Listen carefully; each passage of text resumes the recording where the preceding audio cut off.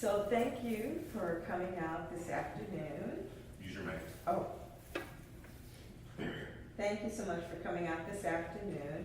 We're very excited. This is like our second time interviewing with each other. Yes. And, but now I've known you for like 3 years. I know. It's the first interview. I know. So I love Derrick's work. And in fact, I wanted to do the talk particularly since I saw Sanctuary. Yeah. And then after I saw Sanctuary, Green Book wins the Oscar, and I'm like, look what Derrick does. He influences the Oscars. That's funny, yeah. And I love this show for different reasons. I love this show because it really reminded me of my childhood, because my family didn't use the Green Book, but we did the same thing all the other families did. Yeah. We would have a car caravan filled with family members, kids, and then we would go down south. That's what we would say. Yeah. Go down south. And we would go down south, and we would go to different cities, starting in Philadelphia, D.C., Baltimore, Charleston, South Carolina. Yeah. And I said, this is phenomenal, because it really shows a little time in history that was very, very important for so many people. Yeah. We kind of took it for granted there. Yeah, I mean, I think that the Sanctuary show at MAD was really more of a celebration of the author and the creator of the Green Book, Victor Hugo Green. And when I was asked to do a show at MAD, I just thought about how to kind of exalt his endeavor, what he did at the time. Mm-hmm. And the thing is, what's so interesting about the time is that now, like the Green Book is this motorist guide for people who don't know, that was created in 1936 during the segregation era. And a postal worker, Victor Hugo Green, started to compile data of places for African Americans to go when they were traveling from north to south that welcomed those consumers. And he had the information because he was a postal worker, so he had access to a lot of different retailers and stuff and places, but he also gathered the information through his relationship with other Black American postal workers who would meet once a year at a union meeting.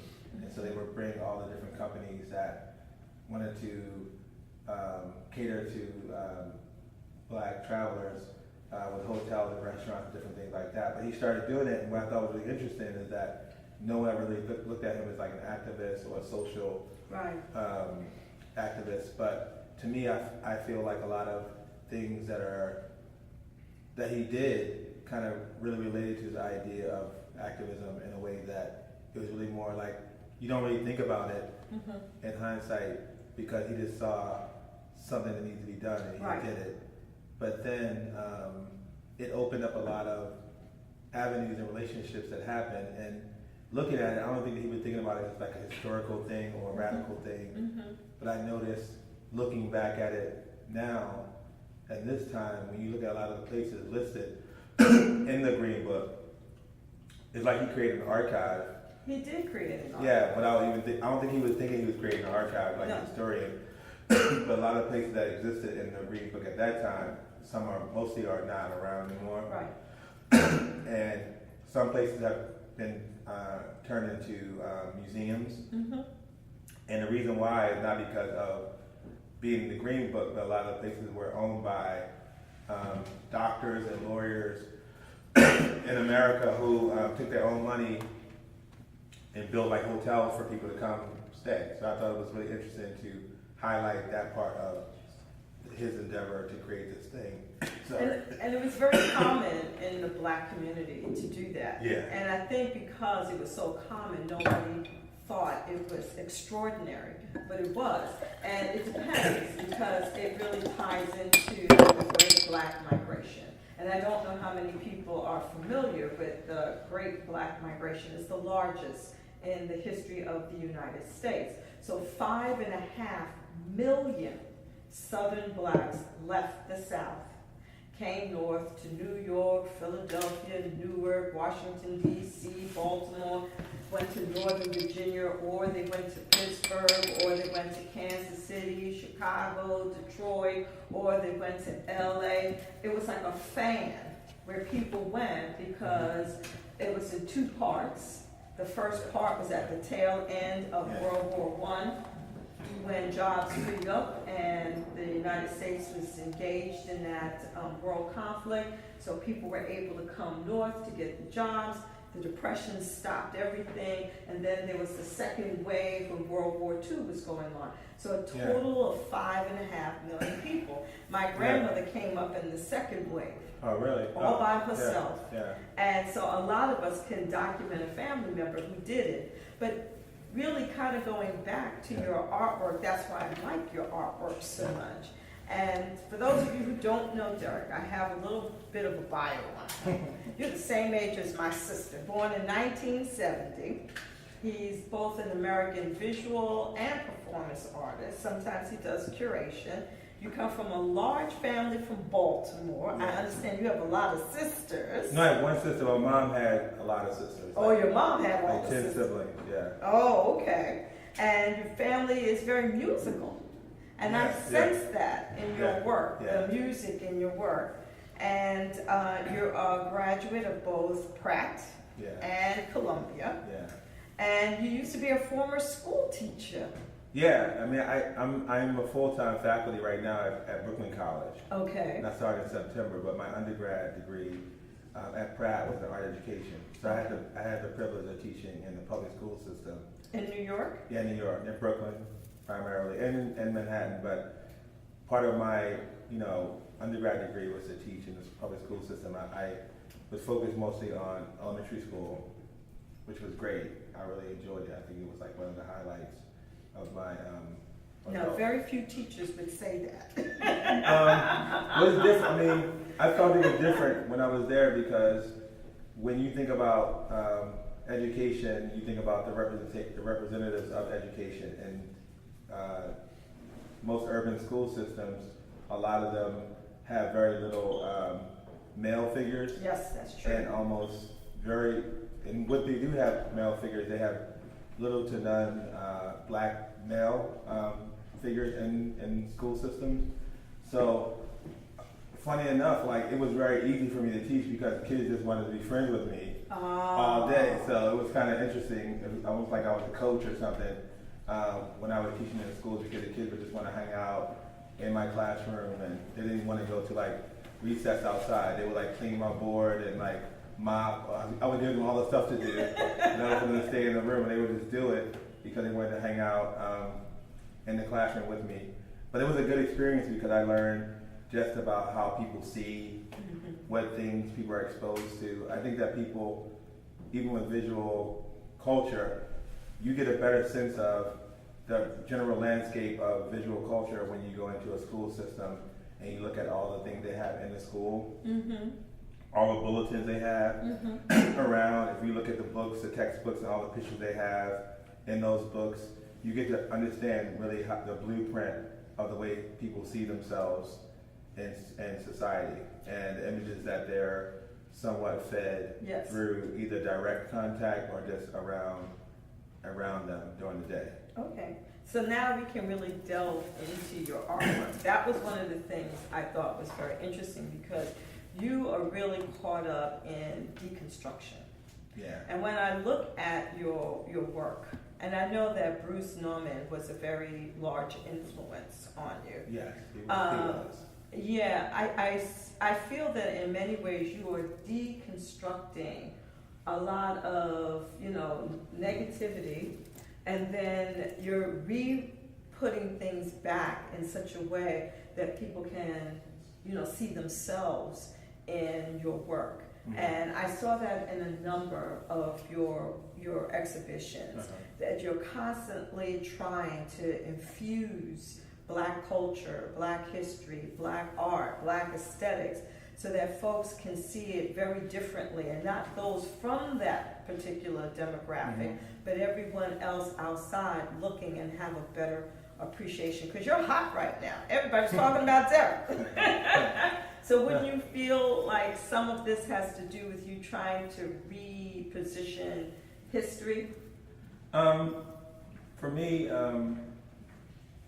my whole motivation for making art is not even rooted in what is positive or negative. Mm-hmm. I'm more focused on what is normative Okay. for me, Okay. and how it is a reflection of an aspect of American culture that is not considered by some, but some, by all, by, not by all people, by Mhm. some, as being a prominent part of their American experience. And Mhm. so, for me, I just began to think about history and about makers of history in a way that's not comparative to other cultures. Okay. I started to think about what about myself and things around me and the people that I'm in constant contact with that I could think about as an aesthetic to extract from and to highlight it in art and to think about it as a practice. Because I've noticed that most people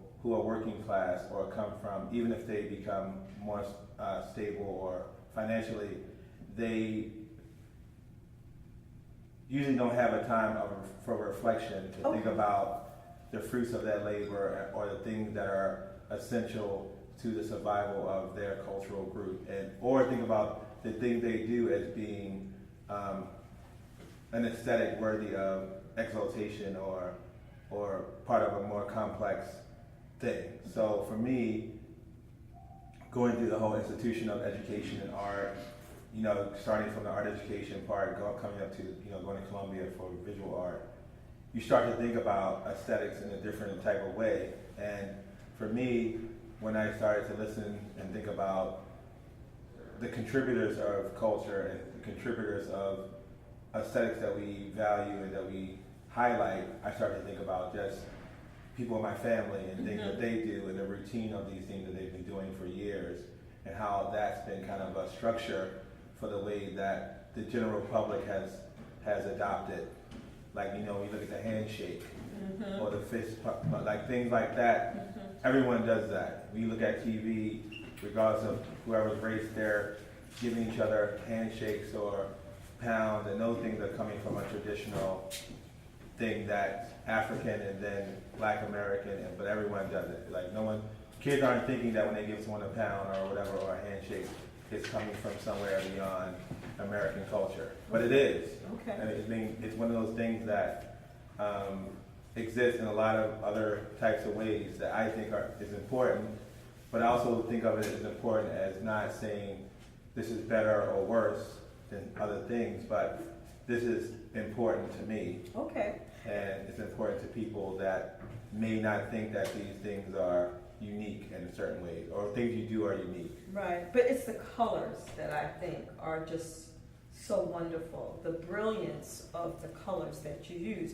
and the fact that it's mixed media. You mix the painting with drawing, with other materials, whether it's newspaper, like the eyes you may see may come from a magazine, or you may use it from fabric that you may use. It's the colors, and that's why I go back to deconstruction, because you're trying to deconstruct, at least in my opinion, what people may think, and I agree with you that you're using ordinary, everyday people, and you're kind of reconstructing them in a manner that's majestic and beautiful, that maybe other ordinary people may not recognize, but you do. And I just feel that that's what you're trying to do. You're trying to get people to see the inner person, and I think that's what makes your work so brilliant. So I guess I got it? Yeah, totally. No, totally. No, that's kind of what is one of the focuses of the production of the work is, as a visual artist, as a maker of imagery, you get to choose what you want people to see. And I remember when I was an undergrad, one thing that really stuck with me is when I was taking art history class, and they were talking about, the beginning of, the cathedrals and the stained glass windows and why they were created, and how they were created, and how they were used as kind of a tactic to win the general public over to Christianity. And they were mostly people who couldn't read or anything like that. and the intellectuals who facilitated the structure of the church knew that with the mechanics of light coming through the stained glass, it would create like an emotional response from the viewer that would make them cry or have this feeling of spirituality. And they realized it from just the idea of just an image being with light coming through it would create this kind of like psychological thing. And from that time, I thought, as an artist, like that this is something that we do. Like we create these ways of looking at life through what we create through imagery. And so is that why you pick the colors that you do? Is that almost the same concept that you're trying to use these brilliant colors to evoke an emotion? Because they do, for at least I mean that, but also I just like to use colors that vibrate with each other. And also I think that when you create works that occupy both form, formal aesthetic, but with content, interwoven within it, it kind of creates a certain level of intensity and vibration that you can't have one without the other. Okay. You can't have the color without the meaning. Okay. And I think that artists who I really like, who do things like that, make me understand why things exist in the way they exist, for them to put out in the world for us to see it.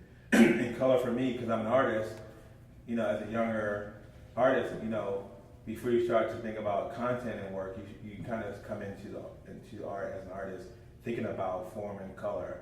And at Pratt, other than being an art ed major, I also was painting. Mm-hmm. And at the time at Pratt was really known for a hard edge abstract painting faculty.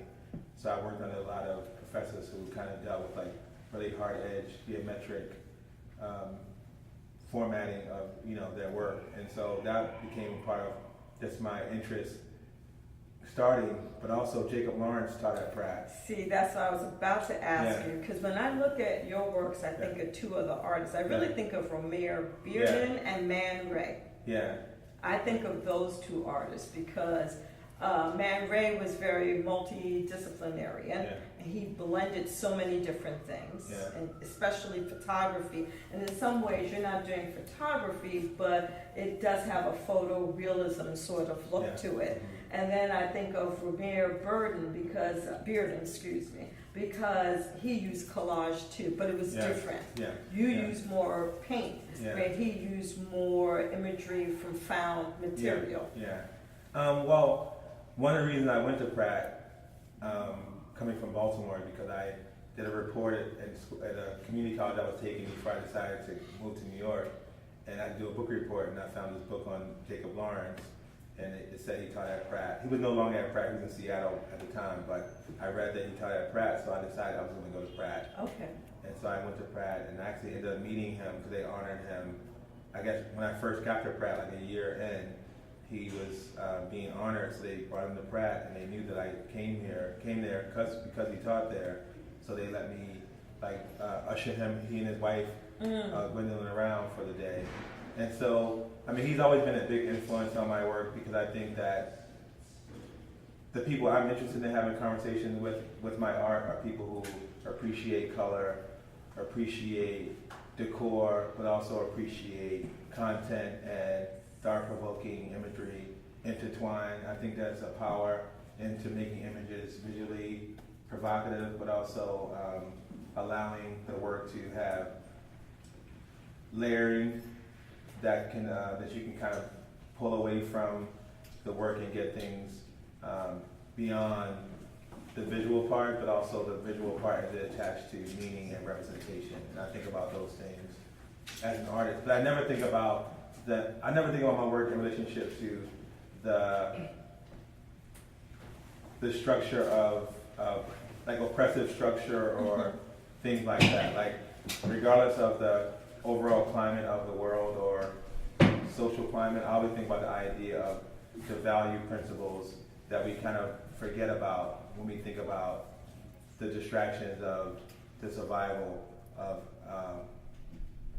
our culture as people who occupy the culture. Like when I think about protests coming from Baltimore, I always think I remember one time I was thinking in the 70s, like when everything was happening with civil rights, and I was thinking to myself, like, where was my mother when this was going on? Or where was my father when this was going on? And, like, they were working, you know, because some people just had to work, and some people were just, you know, I think that, you know, a lot of, when you think about protests even today, you see a lot more people like myself who are more like college bound or college focused people who think of the future in a certain particular way, who have that reflective time to think about self and the environment. And a lot of the people who, you know, even in my neighborhood in Brooklyn, are just people who are just on a survival phase.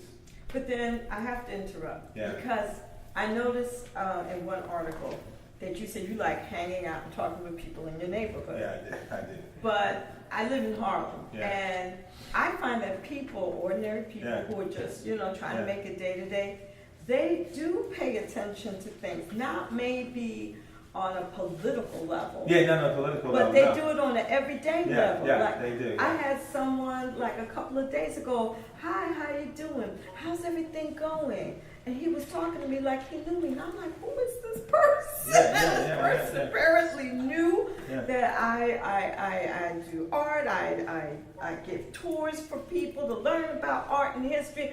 And I was just shocked. And somebody else said, hey, how you doing? Because I also garden tree pits around where I live. You'd be surprised. It's the little things that they pay attention to. I think they focus on like their neighborhood, their local environment, you know, but you know, as you become a little bit more exposed, you realize like, okay, what's happening in politics internationally is starting from who's your local representative. Right.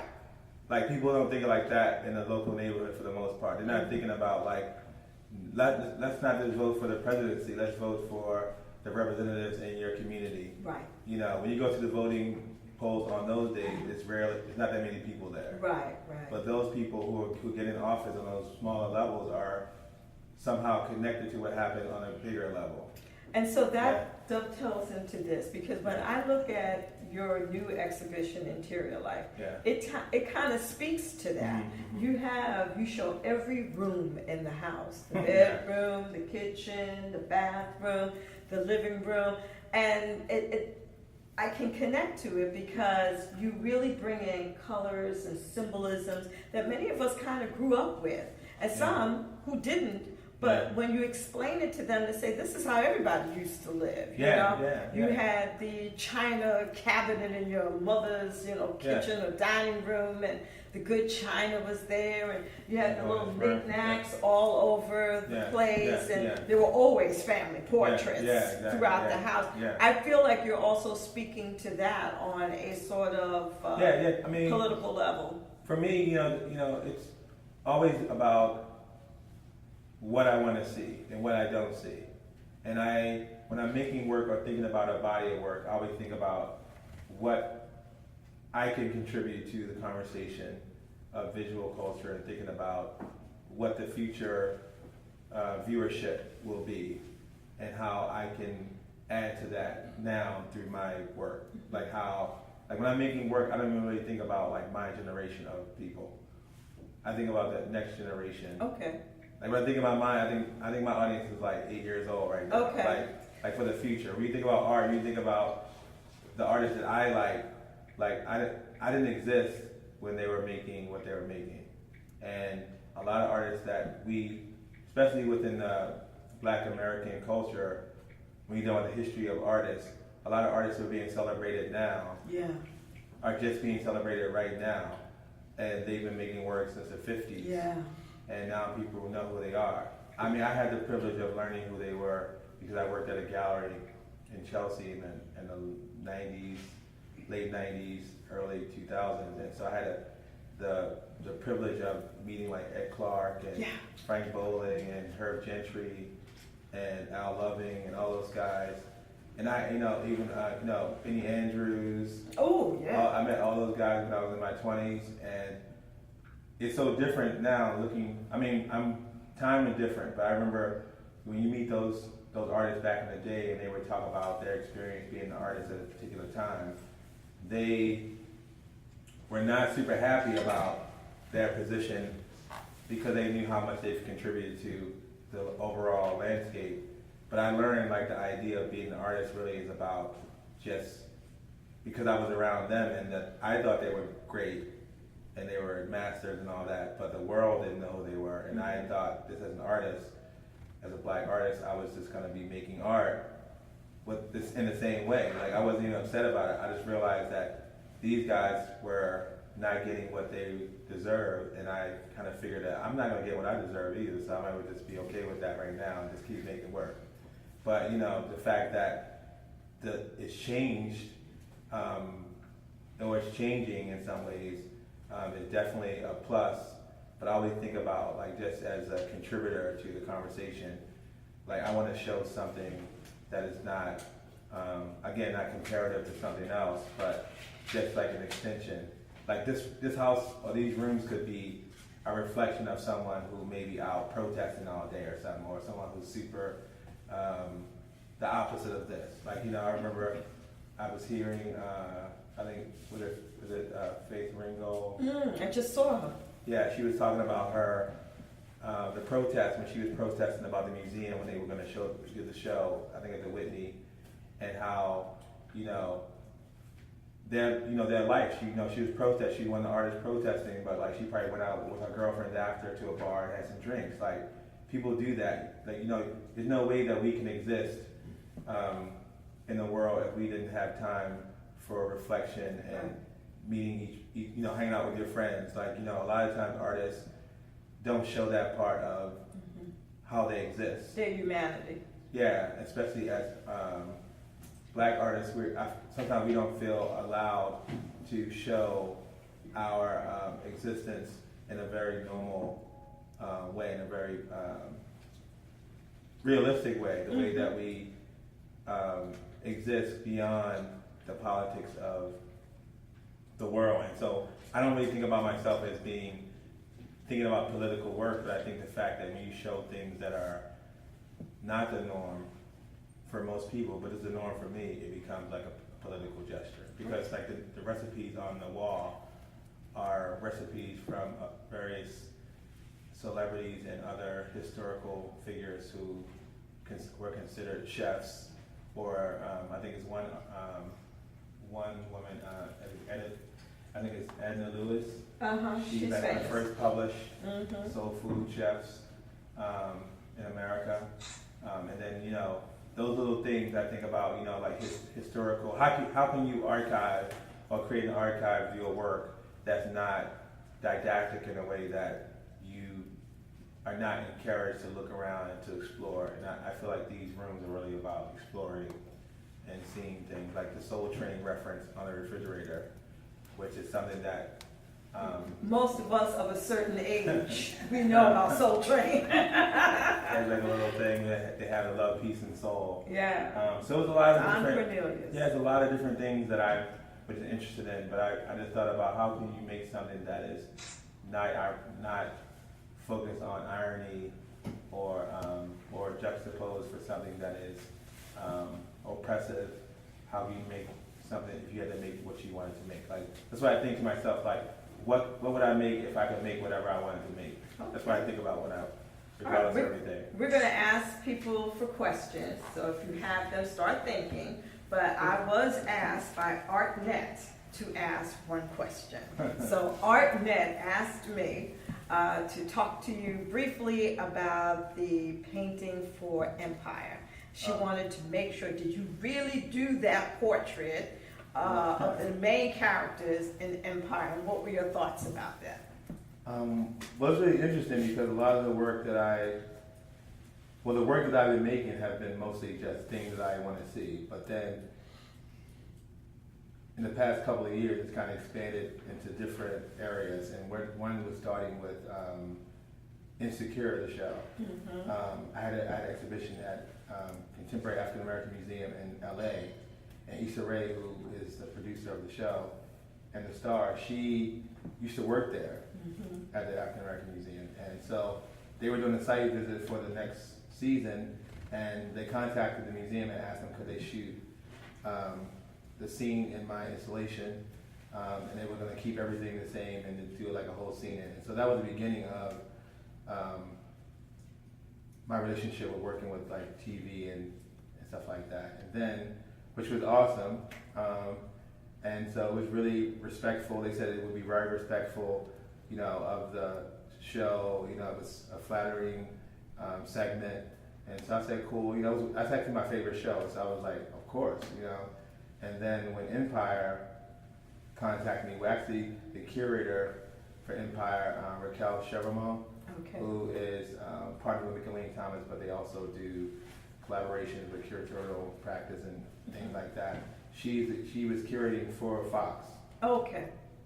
And she curates for Empire on the set, but then they wanted to try something different for the new season and commission artists to paint the two main characters for for ad. It wasn't even for the show. It was going to be for the billboards, the hand painted billboards, and other forms of promotion for the show. And I was excited to do it because it was a challenge that I've never really taken on, because normally I would not take a commission of painting someone from television. I would just be like, no. But this time, the way it presented to me through the person I respect, Raquel, and she positioned the conversation in a way that was in line with what I was interested in, because it was really, you know, talking about the things that I thought were interesting about the position of making a painting of these two characters. But then after I did the painting, they commissioned me to do it, and they interviewed me, because they have a segment where they interview the artists who were part of the show. They wanted to put me on the show, like as like presenting the painting, but I couldn't do it. I just couldn't do it. And actually, I didn't really want to be on TV. Like I just, you got stage fright? No, it is a different position. An artist, it just feels good to have your work represent you, versus people stopping you on the street to ask for autographs or something. Okay, gotcha. Like I like the idea that people like the work and they maybe not know who I was, or and so I kind of liked that part. But I was invited to be on the show, and I couldn't do it, and I was kind of apprehensive of doing it, and then it passed, and then I got like a call or some email from my friends, and they actually brought the painting on the show, which I didn't know. They were going to bring the painting on the show. I had no idea. No, they wrote it into the show. Okay. Which I didn't even know they were going to write it into the show. She said, "Don't mess with my Derrick Adams." Yeah, I didn't even know they were going to write it into the show, and I was like, "Wow, that's good press," because we never discussed it or had any type of, I guess, my being on the show. If I was going to be on the show, that would be part of the story of either coming to my studio or I don't know, but. The painting ended up being on the show for quite a few episodes. Okay, yes. Good. And but it was definitely a joy to work with, because they were very excited to have an artist reimagine the characters. They told me I could paint it any way I wanted to. They gave me a lot of leeway. They seemed to like it, because I heard both characters explain.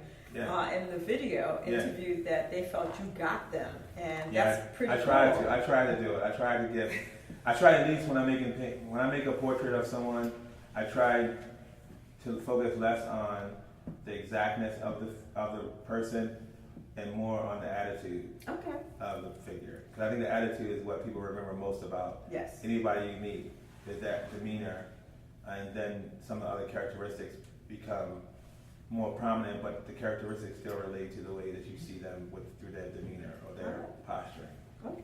Does anyone else have questions for Derrick? I thought someone was wanting to raise their hands. Go ahead. So I'm curious to know why you accentuate the eyes in your works, and I also noticed that a lot of the portraits are on profile. So I'm just very curious about those decisions in your practice. Well, one thing that for the collage, photographic collages, I try to use a lot of images that are from like ads, because a lot of times when you look at the photography that's shot from ads, it's really about the connection from the model and the viewer. And that's what the photographer tried to capture when they're photographing someone in a fashion ad or advertisement of some type of product, is that you feel that the model in the photo acknowledges you, and they're selling something through that eye contact with you. So if you remove those eyes from the actual ad, you're still going to have the same type of energy coming through the image. And I like the idea of the sculptures or the images, the sculptural images with the human eyes kind of activates the figure. And in my mind, I always think about how you create a body of work where the artwork itself becomes animated and in conversation with each other. So I think that the eyes kind of acknowledges like you, the viewer who comes upon the image, and then the activity of the figures in the landscape kind of engaging with each other through some way of kind of connecting. And the profile portraits came about through just observation of people walking by. And I like the idea of people kind of walking in their own space. And it really came out of the idea, like, you know, on my studio, I'm walking to my studio, I kind of watch people walk across. And usually, when I've exhibited these works, I've done them more in a line, like a straight line, to kind of reflect people kind of walking, passing each other. And I thought about that. Movement. Yeah, the movement, like they're in their own space, kind of, and most people are. You know, when you think about any urban space, most people are like in their own zone when you see them, and those are people I usually are really focused on, based on their posture and their eye contact. But that's also very New York. Yeah. New York, no, seriously, New Yorkers, we people watch. Yeah. I think more than any other people in the country. Yeah, we will everyone. sit Yeah. at a cafe just to watch the people go by. Yeah, we do. We love it. We do, yeah. Does anyone else Yeah. have a question for Derrick? Go ahead. Oh. You had a question? Not yet. Well, yes. So I have to admit, I just stumbled upon the show. Yeah. So actually, it's my first time seeing the art. But one thing that strikes me is that usually when in a gallery, the art will be like on a white wall. Right. But this, you have like the whole setup where it's presented as part of a home, Yeah. different part of a home. And can you explain a little bit of why Yeah. why you have this idea and like the process around it? Usually when artists do projects in like commercial spaces, there's a lot of limitations of what can happen.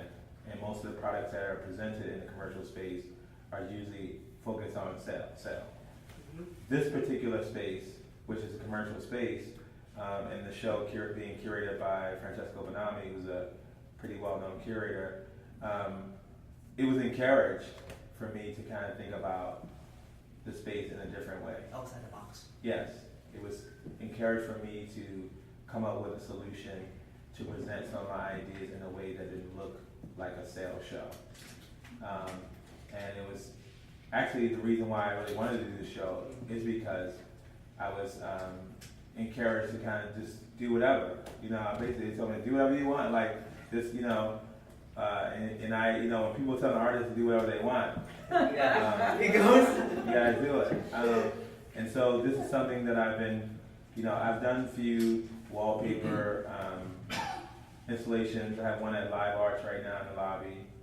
I've done a couple of other. Oh, you're doing it with Bill T. Jones? Yeah, it's up. It's been up for a few months. Okay. It's a lobby to have. It's a wallpaper thing with some artwork on the walls, and a couple of other spaces I've been able to do similar install. But this was the first space where I actually created a work that engaged with the format and the layout of the space to create these kind of intimate. Because I thought about the space. I came here, walked through the space, thought about the layout of the space, thought about how I wanted people to engage with the work, and so I kind of started to create these I guess, interior imagery based on how I wanted to present the image. I wanted the image to talk about different things within the work, you know, within each room. You know, this room to me is more about like the idea of flavor. Oh. You know, about sauce. about spiciness. Like, I wanted it to be more about those types of things, those ingredients that happen, you think about ingredients and you think about what goes in stuff. And so I thought about that with this room. Okay. And I wanted to have that kind of feel in the space. But that term interior life kind of it's a phrase taken from Catholicism. Yes, I wanted to understand Yeah. how did that connection come about, because I didn't see it at all. For me, it was the term itself. I thought about before I even knew the definition of it. Okay. I just knew like it was about interior life, and then I, usually when I think about something, I like start to research and find out if it's been used before, what does it mean, and so I found out when I was researching it that it was a term used in Christianity about being one with God. Okay. But I also thought about the line in Erykah Badu, Oh. where she says, most people don't believe in God, but they fear us just the same. So I was thinking about all these different things about what is God, how do people think about God. Do you think about God as a reflection of yourself, which is part of the Christian philosophy Okay. that you're. But I thought about the idea of like how people, for the most part, who are not religious or think about religion, how home is almost like a sanctuary of sorts, and is a place for you to refuel, to reflect, to be away from the element outside. A And home so of you- protection. Yes. Yeah, so I thought about that as being a place where you actually develop yourself and develop your ideas and develop your innermost personal part of who you are. So I kind of use that as a reference, but also wanted to kind of expand on it in a way that kind of opened it up more in a personalized way versus a kind of dictionary way. Gotcha. Yeah. Academic. Yeah. Well, I see we've really grown here, and I just wanted to say thank you so much for allowing this to happen, and I'd like to thank Luxembourg Gallery for allowing this to happen too, because this was really cool, and to sit down here in a beautiful townhouse and to talk about Derrick works. Just a little housekeeping, we have some little envelopes for folks. It talks about the radio show, and it's a podcast, and how you can find us, listen to us, and we're going to end so that people can look around and enjoy the exhibition. It's here for, I think, another couple of weeks. Yeah, it closes on the 20th. Yeah, April 20th. Okay. All right. Thank you all for coming. Thank you out so much. Here to talk, I'm always reluctant when the artist has to talk. I'm like, oh God, artist. So thanks for being here, Okay. I'm just Thank you.